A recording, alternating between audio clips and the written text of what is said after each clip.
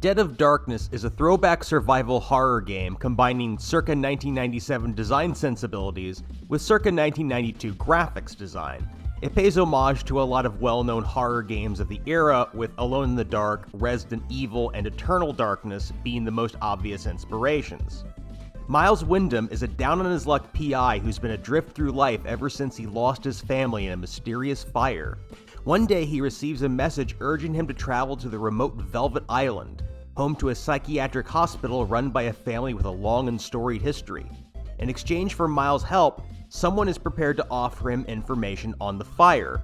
But Velvet Island isn't what Miles was expecting. The night he arrives, he watches as several of the denizens are ripped apart by walking corpses. Now, if he wants to escape, he'll need to unravel a greater mystery, one involving occult rites and strange experiments. Anyone experienced with early survival horror will feel right at home with Dead of Darkness, as it plays like a 16-bit demake of one of those games. The player explores a series of monster-infested buildings, keeping a careful eye on life and ammo. Combat is very simple, with more of the difficulty focused on managing limited resources. There are also puzzles, most of which are just a matter of finding keys and combining items, though there are some more complex puzzles that are, for the most part at least, intuitive enough to solve them unassisted. The overall design is extremely old school for better or worse.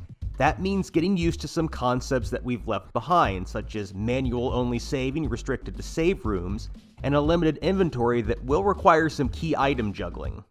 On the plus side, Dead of Darkness also features some quality of life improvements over its precursors, including a scan feature that shows every interactable object on screen, and a color-coded map that shows which rooms still contain items and which keys are needed to unlock which doors.